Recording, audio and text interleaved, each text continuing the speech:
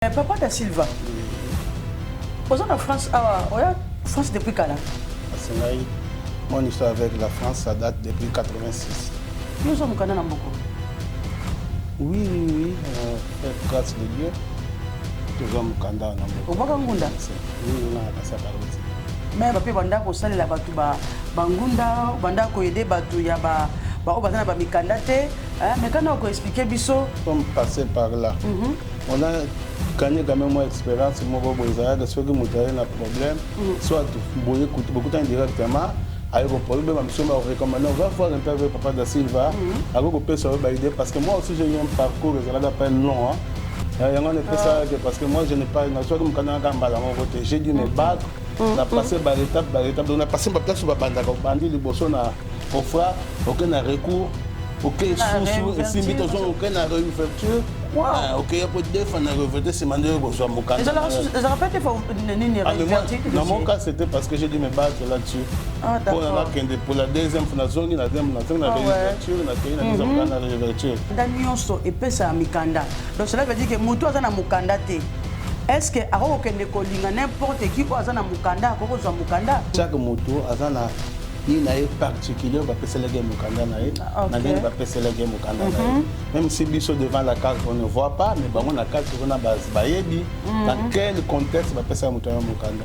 Alors il y a certaines personnes effectivement au Bazali ils ont peut-être un temps mon gobo basé bango akoko zwaka mukanda mamoto pesa pas moto monsieur te kasa pas le mariage ou bien la parce que botina moto mamba pesa ye mukanda mbala mongo. Je ne pense pas que ça soit automatique.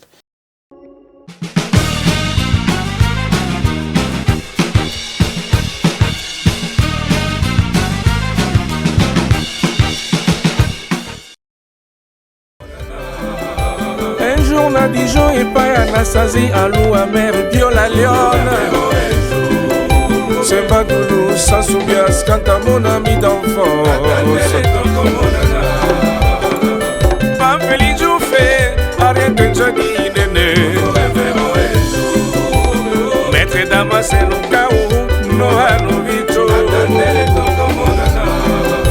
Prophète Israël, Zébédé Loboko.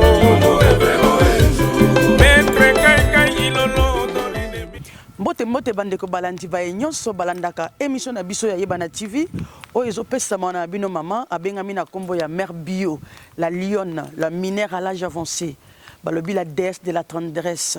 Ngam na opesa goût na katia Bourgogne Franche-Comté mobimba. Balobi opesi makambo zu makambo. Awa ndenge tozobona na simana nga tozana kwalia. Kwalia eza bisika obayambaka bato bazana première demande na bango ya asile. Na kati ya ville ya Bourgogne-Franche-Comté, précisément na Dijonville. Le to elebino ba réalité quand ndenge le kaka na kati ya Europe, to na système mikolo bazolo bela makambu ya refoulement ba okitef. To beke mikolo o batu nyonso bazoya sika, ba o babokena ngunda te, refoulement eza makasi. Même ata soko za na inane bazo refouler batu. Ba inane ezozonga na zéro. Bato na mikanda malade bazo so mikanda wana lisusu te yango Mère Bio na conseil ko PCT to yeba ko battre mikanda na biso to yeba ko se comporter surtout ba obolinga tout ozana mukanda te mais olingi ko sala ba fraude olingi ko frauder na ba bus ba contrôle eza makasi na kati ya ba bus na kati ya bagarre bandeko nanga to yeba ko se comporter ba obokende ko telemaka bisika omoni bitumbe zali ko kende te bisiko moni bat ba mela basanga ba osala ba trouble bisika wanande place mbila zo ko contrôler ba groupement ko kendete. En tout cas, ils ont conseil grâce de la part de Mère Bio na ko senga na cameraman ala ndangai parce que to kende ko zwa ba papa na biso ba oba umel na bamboka oyo ba oba eda batu ma nouvelle arrivée na kati ya mboka na biso ya France na ba o bazana mikanda te comme ça bango ba ko pesa ba témoignage na ba ndenge bazo fi ba situation wana na ko senga na cameraman alanda ngai.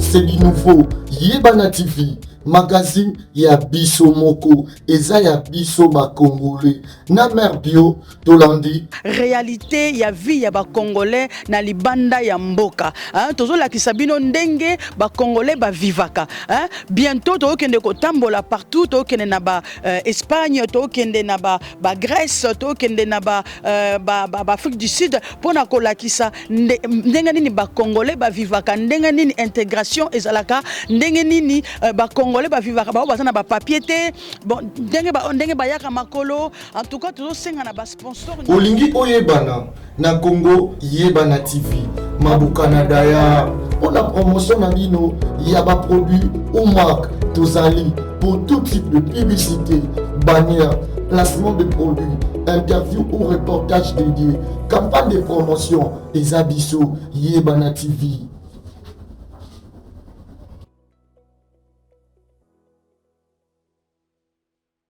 Mbote papa. Oui, mbote maman.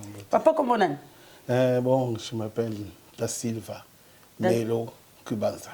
Da Silva Melo Kibanza. Voilà. Ok papa Da Silva. Papa Da Silva. Ta caméra. Nalinga tout ma question moko déjà na banda awa toye awa na moni tuza ndako kitoko. Na habité au fandara awa to c'est comment? Oui. Merci déjà. Donc, vous posez la question, c'est vraiment chez nous, chez moi, place de la famille, donc vous avez deuxième résidence Nabiso, parce que tous en a l'icolo et puis tous en a donc voilà, on a deux emplacements parfois, une fois tous en a l'icolo et vous allez en assez. Et entre-temps, on a CRP et Servaka avec comme un logement dans lequel on peut aussi concéder un bateau, soit un passage dans des gens. Donc, tu travailles soit dans le système RNB, et puis tu peux consommer là directement. Donc, voilà, c'est ce que je peux dire pour le lieu. Donc, je suis où nous sommes actuellement chez moi. Ah, d'accord, en tout cas, merci beaucoup. Son Stomoni, Bapagnos, Obozo, Utamisika, Bozoya, Boboyoka, pas cité, sur Oluka Biska, Fanda, Biska, Kolala, au moyen de transport, numéro Nabiso et Zawana, au Bengibiso, en tout cas, Tokoya Rozoyo. On a Dijon, nous sommes calés. Papa Da Silva. Oui. Aux en France, France depuis quand là? Bon. Depuis en France, en fait, quand on parle de l'Europe, c'est la France. Parce que mon histoire avec la France, ça date depuis 86. Donc là, je parle du moment où on faisait les allers et les retours. En 90, on a s'installer libéral en Europe. Comme tu as vu, c'est pour nous s'installer en Europe, et c'est toujours le tour pour nous retrouver partout. Donc j'ai dû circuler. Si on a zonga, si on a vendre, donc on a en France, on a le tour. Après on a zonga en France dans l'an 2000. Toujours à moi mukesima, mais quand il y a des gens au bazo landayo, moi parcours no muke, lobi oye, obeti tour, ozongi, toujours y bate, obeti tour en wapi, outaki wapi, ozana Congo, na Gabon, na côté ni en tout cas. Oui, au départ, quand on a en France, en fait, je venais du Gabon parce que nous avons vendu dans le Gabon. Là où je faisais mes études, donc les études secondaires, je les ai fait presque tous au Gabon. Donc, dans ce moment-là, tout le monde pas vacances, Kozonga, on a fallu 3 mois, 4 mois. Bon, 4 mois, c'était trop parce que les vacances, c'était dans 3 mois. Après, on a continué l'étude jusqu'à ce que, en 90, on a fait des études, voilà, disons les secondaires. On a eu ce qu'on libère pour l'Europe. On a eu ce qu'on a eu alors, à ce moment-là, comme vous le savez, c'était plus la même chose quand on a des vacances, parce que là, il fallait qu'on s'installe. Qu'on s'installait et puis qu'on déposait un dossier, toutes ces histoires. Ce n'était pas facile, surtout à cette époque-là. Donc, j'ai dû faire quand même le tour pour nous retourner dans les cas en Suisse, dans les cas en Allemagne. En Hollande, mais avant d'aller en trop dur, et puis la langue et tout. Après, on a au Portugal. De Portugal, en 2000, on a eu en France. Je dirais peut-être complet avec ma famille. Et là, j'étais décidé vraiment que dans l'école, na Vanda, na vandi ça les Cambonanga et c'est ce qui a été fait. Ti dans l'an 2000, 2004, tant ma Cambonanga et vanda et puis na vandi les belles en France. Donc j'ai commencé à Paris a tinira na Côte d'Or en passant par Châtillon-sur-Seine. Après c'est mané pour s'installer à Dijon. Na commencé en 2005 na vandi les belles en Dijon. Ah, d'accord. Zumbe les Bogards, les complexés de Fabregas. N'appelle si on botte bisiko zali. Qu'est-ce que mon papa da Silva? Toujours quand mingi en Europe, makambuya, okitef, barefoulement, tout ça, batu bazo souffrir, bazo zonga mutauti Afrique, aye ateta, bamusuba teke mapangu na bango, omona aye na poto kuma na poto, asalika jumoro bu azuli papu. Mais avant to koma wana, papa da Silva. Yo zo mukana na mboko. Oui, fait grâce de Dieu. Toujours mukanda na mboko. Obaka ngunda. Oui, on a passé par les îles, oui. Mais bande ko na c'est bizarre, on dirait ça mali boss na mona gabon na baki ngunda. Papa ka mangu na gabonais, mais kana ko expliquer biso. Non. Gabon na baka à la base moi je suis pas gabonais. Ngane na colline na Gabon fait. Ah, d'origine angolaise. D'accord. Na colline à Gabon, une partie de mes enfants na Gabon. De Gabon après c'est manaye libéla en Europe. Mais avant que je ne vienne, je faisais les allers-retours entre Libreville Paris, voilà, c'était... Ah, parce que ça, constant, mon co, na sali, na mona, bagaboni de abora angunda, tu quoi. Oui, bagaboni vraiment en soi, ce n'était pas vraiment les affaires. Et ça, pour la négation. Bon, ça pour la stabilité politique, parce que bon, on va prendre vraiment, même s'il y avait la dictature à Babongo, mais c'était quand même des pays où on pouvait vivre sans vraiment forcer. C'est pourquoi, et puis, on peut belléter. Arriver à se partager le peu de richesses qui existent, soit pour les études, ou bien voilà, bourse, études, ou bien parce que le travail l'a amené en France. D'habitude, c'était ça les Gabonais. Bakari Matondo, donc papa da Silva, depuis Oye en France, vous avez il y a combien? Il y a 10 ans, il y a 1 an? Moi, je suis passé par 10 ans à statut de réfugié. Vous avez statut de réfugié. Après, ça a évolué, voilà. Ah, d'accord. Merci. Vous avez mieux placé pour que le balikam ose ba refoulement na ba okitef. Qu'est-ce que vous avez besoin d'ali? Toujours que vous avez refoulé batu. Mais habité par rapport à toi, la décision au gouvernement a eu que bakata ba location bakata ba bourse il y a ba jeune ba on va nationalité française si je me trompe pas ba nationalité il y a française bakata ba bourse pour na yo au moins on ndenge. Bon, comment on a fait on ne fait que constater quoi. Donc comment on a, je peux dire mais je n'ai pas de décision là-dessus, mais donc on constater ndenge makambo ko évoluer, que ce soit en Europe ou bien dans Mokili Mobimba. Comme vous le comprenez actuellement, Mokili est allé en ébullition sur les campagnes d'immigration. Que ce soit ici en France, même aux États-Unis, un pays, un pays, tu peux rester aujourd'hui, qu'on appelle ça chauffe, mais ça, elle, comme global, en fait. Le monde, comme une facilité à bouger, et puis comme le monde, déjà, a déséquilibre. Bateau, pays bien, ils ont tous tendance à remonter vers l'Occident. Pour vendre, l'Occident avant. Ils arrivaient à contenir parce que flux les arrivent à casser vraiment. Aujourd'hui, avec la globalisation, la porte se font. Avec le contexte de Schengen, la frontière c'est comme presque pratiquement ouverte. Tout peut comme il sentir que non, à la place avant Dakar et pas évoluer, le pays qu'il a tient en jeu pour aller monter l'Occident à un meilleur côté.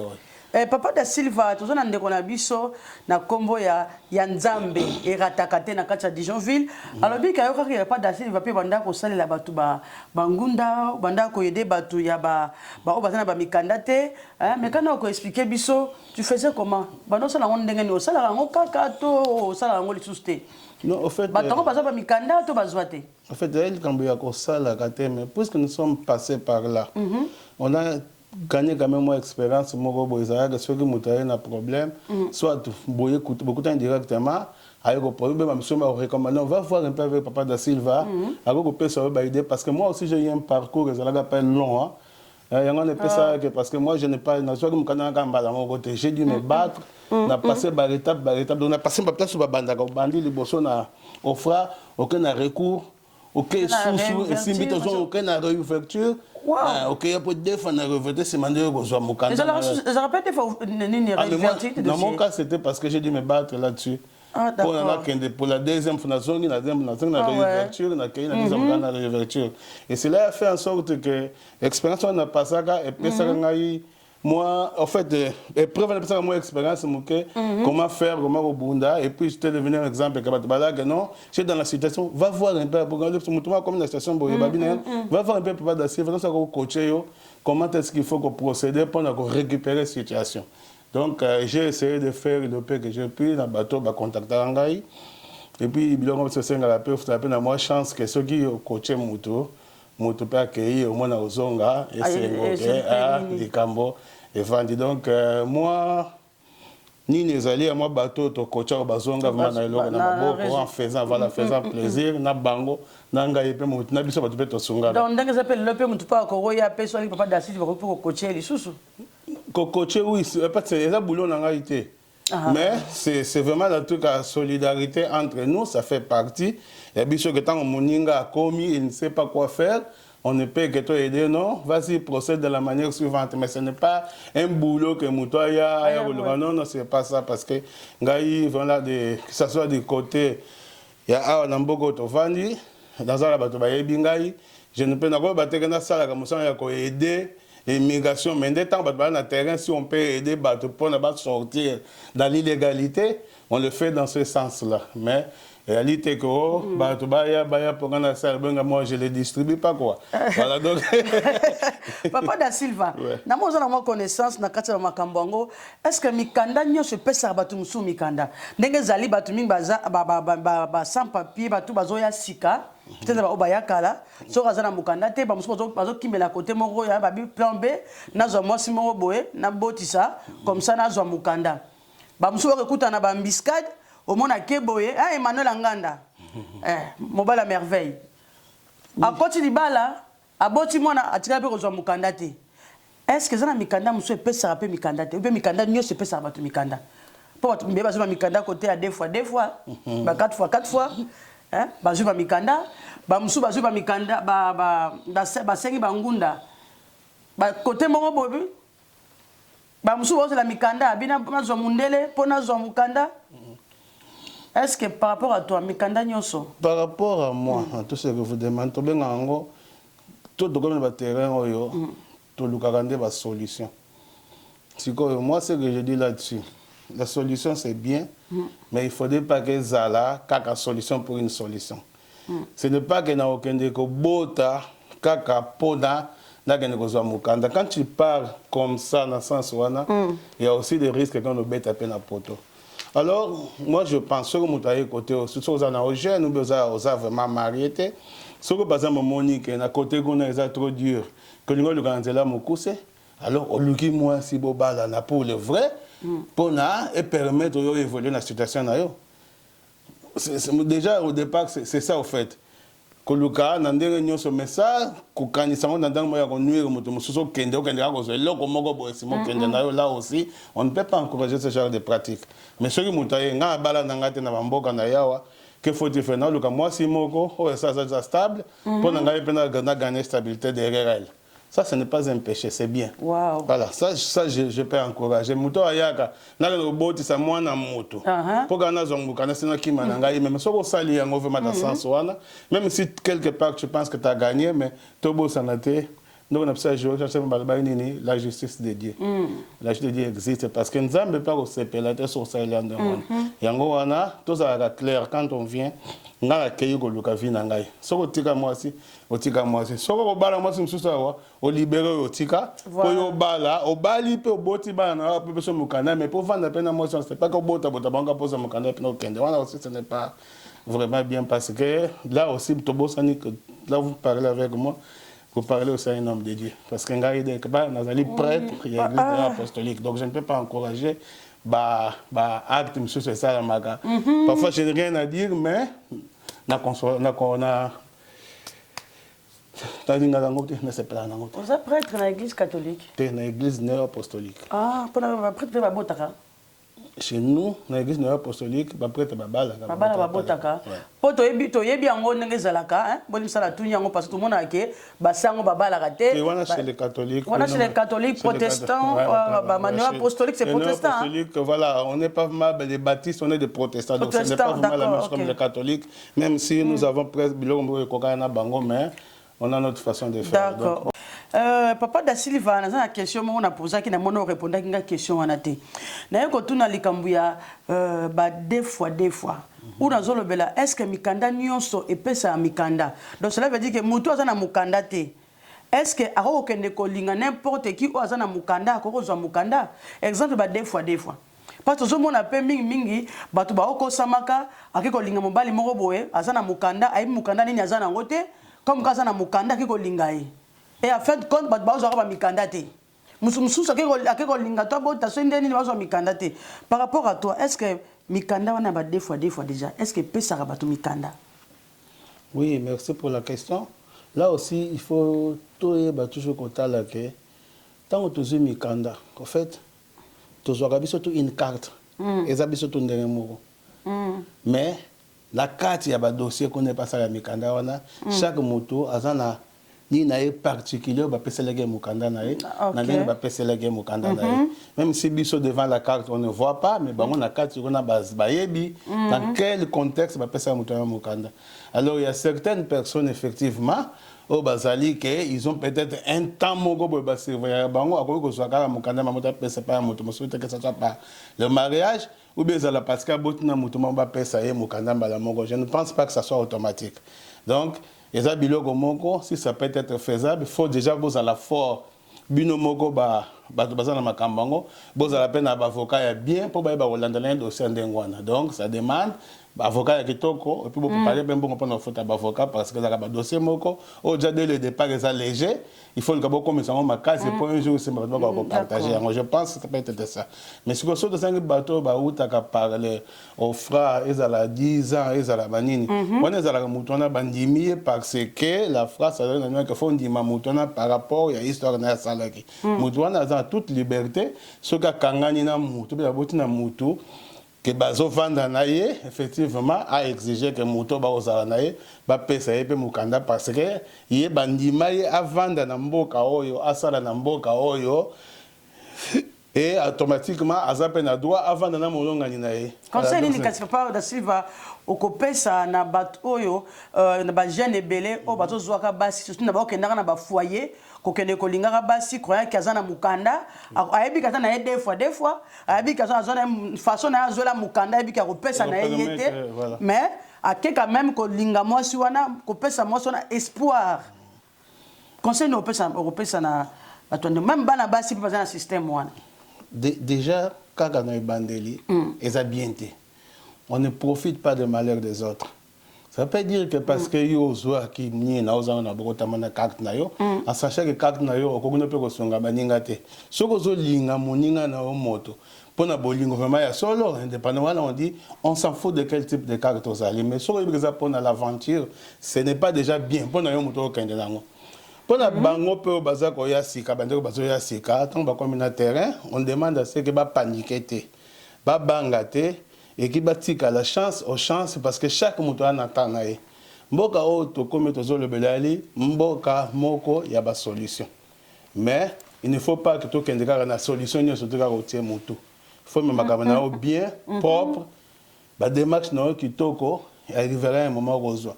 C'est que si on est ça parce que comme tu veux que dans 3 mois ou dans 6 mois aux yango, effectivement tu vas accepter n'importe quoi et puis aux risquer payer, bah aventurer, bah kosa yo pour bah sakana na yo, sachant vraiment que bah quand on peut ça yo paye le gros ça désirer. Donc il faut être prudent. Soko yebité, renseigne-toi avant de ça la aventure, avant qu'on y côte la aventure moko boye, prends d'abord les informations pour éviter qu'on se retrouve dans la situation moko et à ma B parce que na mboka oyo sachant que ce que nous avons mukanda te, au fait, osa na yo na valeur mon côté. Parce que sans mukanda, tu ne peux rien faire. Osala toujours dépendant pour ne pas te le baquer, osala esclave et abattre mususu au bazanango déjà. Donc il faut éviter de se retrouver dans la situation en dengue. Renseignons-nous, ba bureau ezali ba conseiller abatu, ba centre social bazali ba expliquer abatu makambo, ko kenengulu ngulu te, ko yo kaka batu ya communauté te, mais il faut yo ka baninga na yo. Après aussi il faut pousser ba recherche na yo ailleurs pour nous comprendre bien le système dans le pays dans lequel tu vis, comment est-ce que nous avons ça là pour faire évoluer la situation. Merci Papa da Silva, Papa da Silva dit que il faut tous avoir renseignement. Les Congolais balingo se renseigner te. Congolais ko lukate. Donc il faut que ne luka ba association ezali ba edaka batu bazali. Il faut que tambola pona mukanda, il faut que bunda. Papa da Silva na kasi question msuna tuna te koloba awa l'équipe biso que obane ko aider. Eza musala na yote. Mais quand même o edaka bato batana ba na ngunda. Yebisa na mwa eleka ndenge nini? Est-ce que ça na ba étape par étape par rapport à la construction, non? Il y a dossier. Oui, au fait, Ngunda, comme tel, Zali, fait qu'on s'est préparé pour se présenter devant l'autorité Yamboka, expliquer le motif ni selon Yamboka Nabino, et puis souhait na Zali Nini. C'est-à-dire qu'il faut que vous ayez une histoire Moko qui est la tête dans tout ce qu'un corps doit constituer. Donc il faut que vous ayez une histoire Moko, il y a bien. Oyo, batu bago comprendre pourquoi olongoli na mboka na yo pour nga s'installer awa. Ça demande à ce que oluka bato yo bakoyo ko accompagner yo et ça en France ça va tous en la grâce que ba institution existe ka oyo accompagner bato ba yesika. Ba ye oyo na moi histoire na yo comme na bastan social, ba on peut ba aider yo pour nous constituer dossier. Après la première des phases, il faut que banda surtout biso dans la communauté, on a besoin de seule fenêtre, une des fenêtres, la fenêtre à l'asile, c'est-à-dire qu'il faut contacter l'OFPRA. Il faut constituer le dossier, au commis à l'OFPRA, au poser le problème, comment est-ce que, pourquoi est-ce que, au commis awa. Si vous expliquez en gros, vous avez bien l'OFPRA, vous avez des raisons, des motifs, vous avez bien à côté. Il faut que vous ayez que tant que vous avez à côté, les alliés blaguent. Ceux qui ont un problème parce que ce n'est pas ça qu'on veut ici. Pour l'asile politique, il faut un problème qui vit les alliés en danger dans le d'origine. Ça sert à rien. Donc ceux qui finissent en danger, ils expliquer le motif, ils vérifier avec les moyens qu'ils ont si c'est vraiment que les Kambango ils allaient vrai, on va accorder l'asile parce que le devoir na bango c'est un grand pays et dans ces grands pays ils sont faits pour protéger bateau oyo bazali en danger na ba pays na bango d'origine. Maintenant papa c'est d'asile va pour na refoulement tout le monde qui bazo refouler bateau belé tout ça tout le monde na bateau bazo kende ko fraudaka na kati ya babis dernièrement na monaki ndenge ba soda ba kotaki na kati ya babis pour na kende ko kanga bateau bazo kanga banani bateau bazo ko refouler conseil européen ça na bateau na o sans papier, mais quand même, azo kende ko frauder na bis, aza sans papier. Mais o kende ko tambola bisika bi que non, ba congolais baza ebele, bisika ba bazo bunda bitumba, si ba sala désordre, ne bisika azo kende ko vanda. Conseil européen ça pesant na ba jeune, to ba jeune ba bazo c'est des jeunes. Ba ko zongi sa yo likolo a 2 euros. Oui. Likolo a 2 euros, yo o tekul pango na bino, o yé na France. Et les colons à 2 euros bazongi sur mboka. Donc on a besoin d'un conseil à couper ça na bajen. Oui, c'est un peu triste quoi. C'est triste qu'on arrive là parce qu'il faut tous avoir conscient. D'abord, premièrement, tu es dans mboka ya bato. Mboka ngo za na bala et les devoirs. Yo za mutamboka ya ngote, c'est ça pendant de vandité. Donc il y a certaines choses il faut s'obstiner à ça là parce que yo na mona so comme un problème dans l'état que ba ke ko luka yo oyebanité so ko yebanité na ba fichier mboka c'est-à-dire que tu n'es pas encore reconnu na mboka donc tu n'as pas lieu d'être là donc yo muto yebi ko ça na situation ndengwana na place ezali bamobulu babitumba oyo bato bakokutanaka non baautorité bakokoya wana eza baplace faut éviter. Tu dois plutôt te concentrer na bamakambo moko boye koyede mpona koévoluer situation na yo sikoyo likambo ya koyiba ya kobunda ça ce n'est pas seulement mpona bato bazanga bapapier te, c'est valable pour nous tous. Toza na société nous grandissons, toza na conscience toyebi ke non mboko eza na l'état tout problème kozala nango. Tu vas voir les autorités bango bazali censé retrouver la solution on a résoudre des conflits entre les personnes.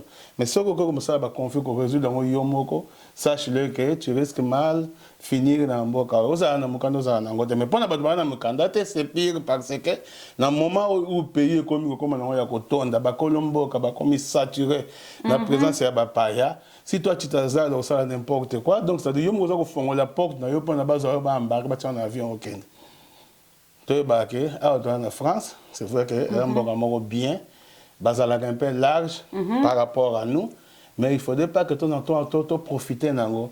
Il faut que tout ça l'effort rendre l'ascenseur dans le pays et en Barabiso pour notre bimarana image il y a bien que ça la gababozo parce que bazar large. Donc ça aussi c'est quelque chose à dire qu'il faut biso peut total de notre propre côté.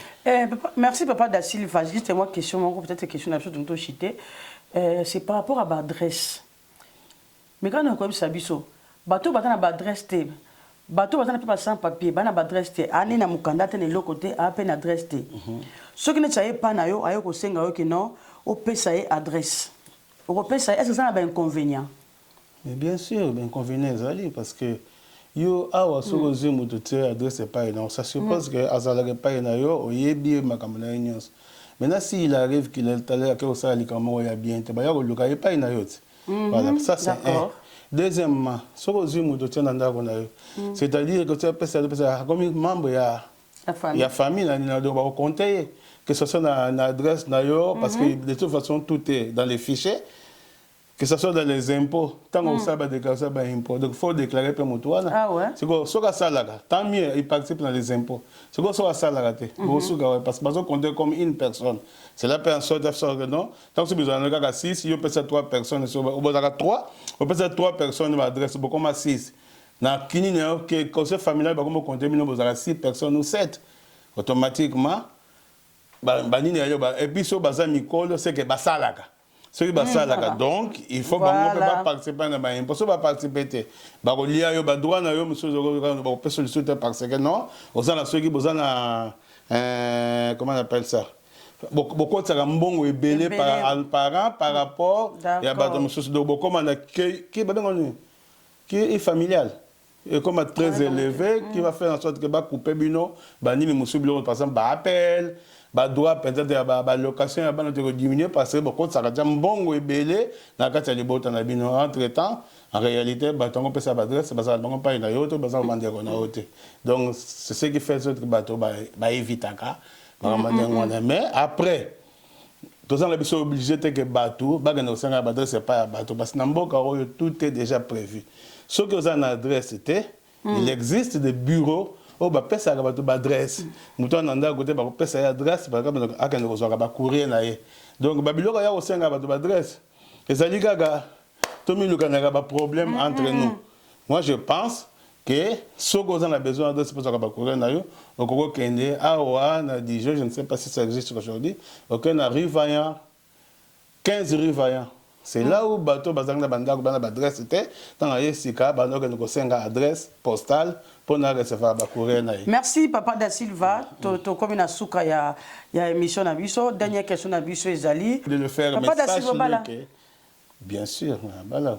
D'accord, est-ce que vous avez le basuka pour na kopesa on a mbota kopesa pesa maman mbote et puis pesa bateau bazala kapembe na mbote to comme na suka émission na biso. Non mais bon mbote na bateau c'est bon commencer par ma femme Jodel na pesa mbote mingi na ba ngai après tous mes amis que ce soit des Dijon on a les bandes partout dans Baratoleka on nyonso na ebi parce que je ne peux pas tout citer talaka c'est Dacil façon na citer à boye ti après lobby mais na pesi mbote na bato nyonso ba ebi ngai Wabino da Silva un des combattants il y avait ma solongo je suis toujours là je résiste Ce n'est pas par ma force, ce n'est pas par mon intelligence, mais c'est par la grâce de Dieu. Oui. Merci beaucoup papa da Silva biso toyo qui ne papa na biso apesi ba réponse na ye et puis apesi conseil na batu nyonso babi Eric Kaloubi hein babi talaka yo hein grand prêtre hein les jeunes entrepreneurs na katia Dijon mère bia oliati ozomon donc na pesi mbote na batu nyonso oyo bazo soutenir équipe na biso ya Bana TV na pesi mbote na président Balola yo zanga kati yo zalaka wana donc yo atandeli funa boka Balola hein na pesi mbote na viedi yo na pesi mbote na papa na biso babi Toto na pesi mbote na ba hein ba sentir na nyonso ba fioti nyonso na pesi nyonso mbote pourtant eza muke motanga ba kombo ezate